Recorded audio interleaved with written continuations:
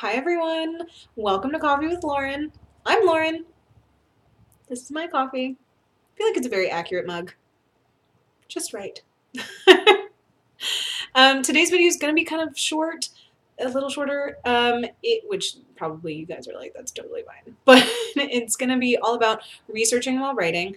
I've gotten asked that question kind of a lot about what to do when you come up on a thing, you're in the middle of writing, and you're suddenly like, oh no, I don't remember, or I don't know this thing, and I feel like I'm supposed to. What do I do? Don't worry, I got you. Um, so I kind of broke this up into, so if you're gonna be, I also took notes again. Yes, of course I took notes again because I don't want to forget anything. And I asked a couple of people who also write for their like tips and tricks about it because we're all in this together. So beforehand, before you're gonna be writing anything, especially if you're writing things like historical fiction, anything that involves like really like date heavy stuff, like if you're going to be doing nonfiction, if you're doing, I mean, memoir maybe, but like memoir is kind of like, it's your own interpretation of your life, so go for it. But I feel like especially with like historical fiction, things like that, this is really important. Researching beforehand, before you even start writing, is really, really important. And the reason why, so you can hear people thumping by my house. I don't know if that actually like registers. So if I am, yeah, anyway, I don't mean to derail, but if I recognize something, I'm like, they must be able to hear it too. But if you can't, then I guess we just don't worry about it. Okay. Yeah, so when you're research beforehand, the reason I say this mostly, other than the fact that you're going to be writing historical fiction, you should probably want to know the things that you're about to be writing about, is that if you start writing, like, I don't know, if you start writing a piece set in Victorian England, just throwing that out there. If you start writing a thing about Victorian England and then you get like halfway through and you have based your entire story off of a thing that you thought happened during Victorian England, and it actually didn't, it happened like 20 years after or 50 years after or whatever, that completely tears apart your manuscript. And that is so frustrating and it's so disheartening. And when you're frustrated and you're disheartened, then you don't want to write anymore. And the whole purpose of these videos is to keep you guys writing, is to encourage you guys to make sure that you guys are like, you know what, I got it, it's okay, I learned this trick, I'm gonna be fine. Like that's the whole point of these videos, is to keep you guys, your spirits up and your writing fingers limber and just going for it. So research beforehand, especially if you're doing historical fiction. That way you don't completely derail your entire project and have to rewrite it because that would suck. Because manuscripts take a really long time to write. I know, shocking, right? They take a really long time to write, and it would be so frustrating if you got like halfway through and you were like, oh crap, the entire plot point that I was using to propel my historical fiction romance does not exist in this time frame. So you'd have to rewrite everything. That'd suck. So research beforehand, that's key. So people have asked me like, well, what do you do when you're in the middle, especially if you are doing things like NaNoWriMo, if you're doing any sort of writing competition, if you're doing any sort of writing challenge, where you're on kind of a deadline, and then you're suddenly struck with, oh, but I don't know this thing. I have actually never successfully done NaNoWriMo. Is anybody surprised? I'm not. But if you are doing something like that, and I've gotten questions about, like, what do you do if you're, because the whole point is to just write and not think about it, but what if it's something that's really irking you? What do you do? Well, my method, even though I've never done NaNoWriMo, I still have moments where I have to research something, but I've come up with a method that I think it definitely helps me, and I think it's helped other people. So that's why I'm making this video. It's called my 2-minute method. And it's exactly as it sounds. My 2-minute method is that basically, if I'm writing and I come across a thing that I'm like, oh, I don't remember what this was called, or I don't remember if this thing existed, or I don't remember the street name, or where this building is in this place. If my question can be Googled, found, like you can find the answer, and like you can find the information you need and write it and answer your own question in 2 minutes total. Just two. Some people do it this way. 2 minutes. 2 minutes. Or this way. 2.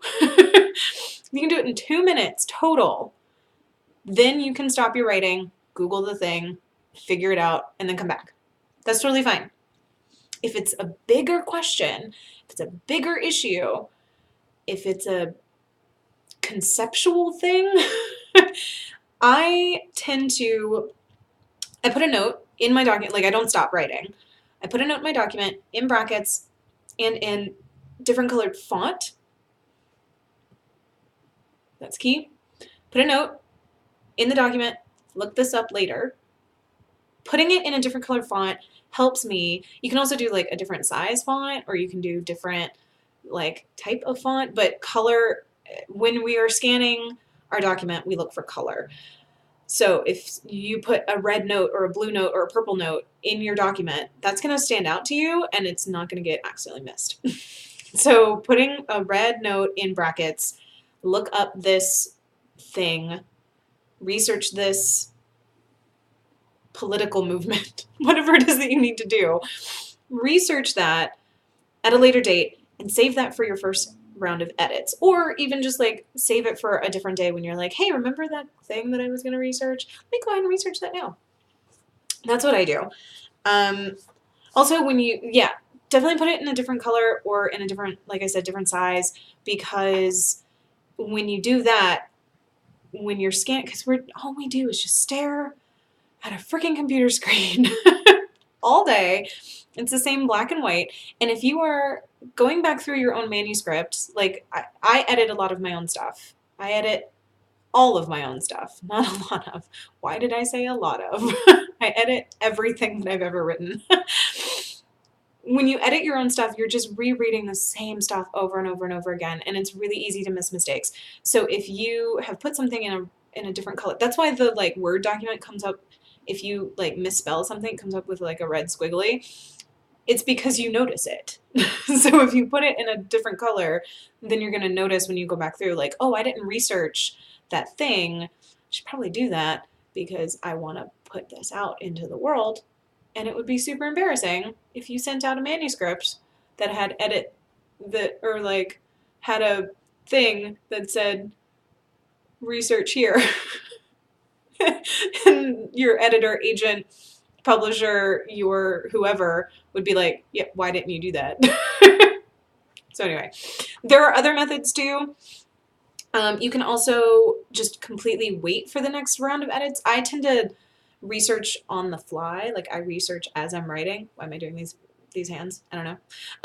I tend to research while I'm writing, mostly because I kind of that same theme of like research beforehand.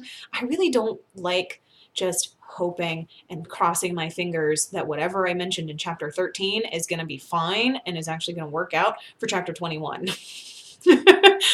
So I get really nervous and I'm like, no, I should really research that building, or I should really research that street or that city or that political movement or that psychologist or whatever it is.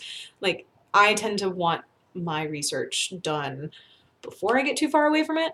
Some people are like, you know what? I don't want to worry about it. I don't want to work with that right now. I just want to be creative and get the story out. And that's totally fine.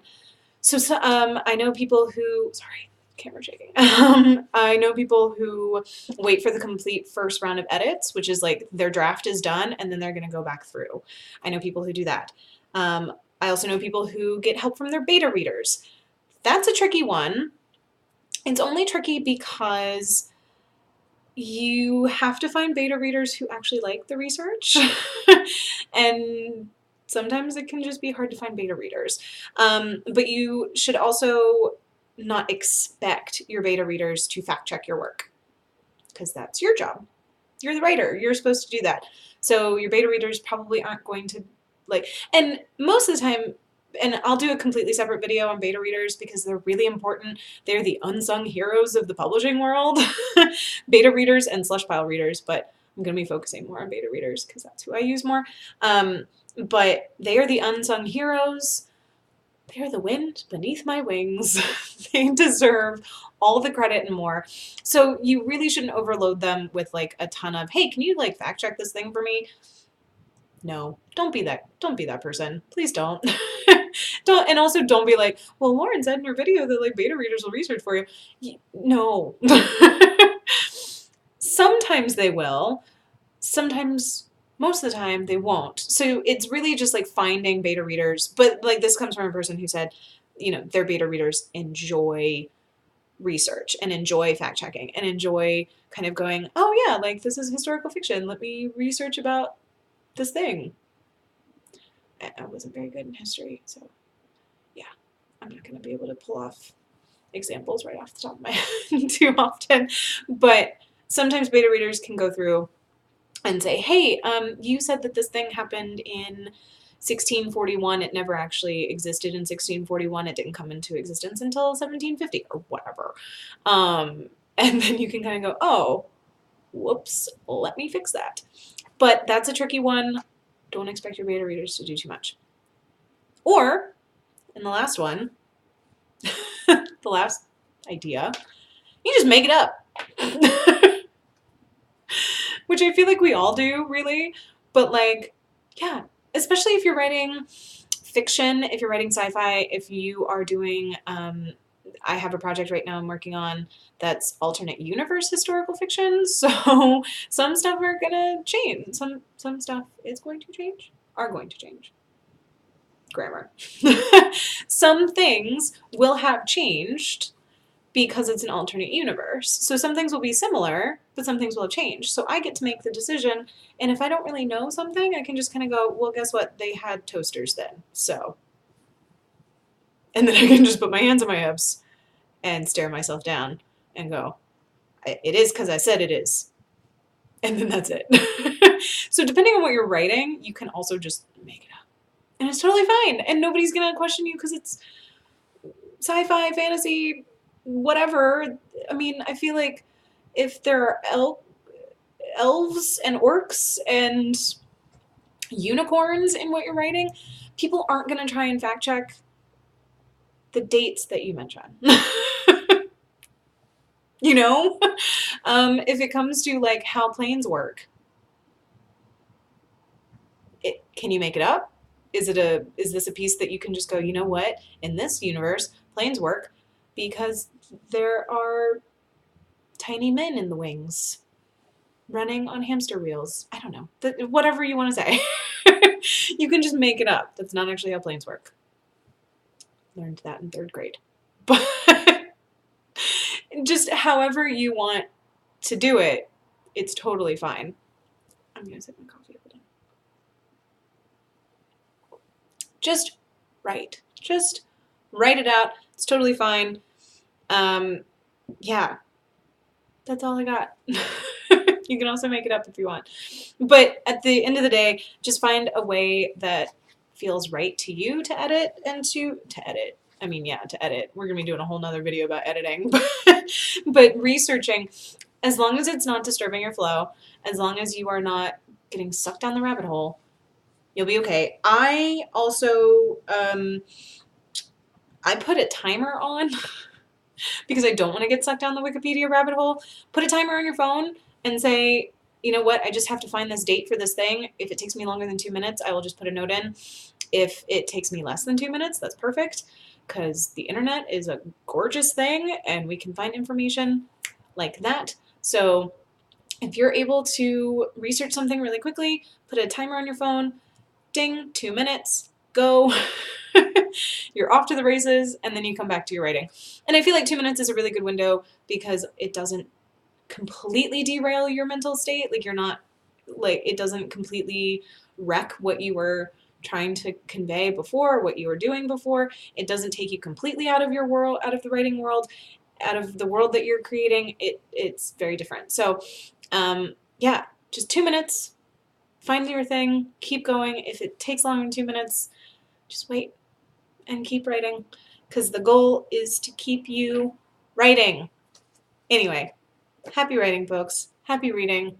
Happy creative lives. I'm going to finish my coffee. Have a great, wonderful day, everybody. Great, wonderful day.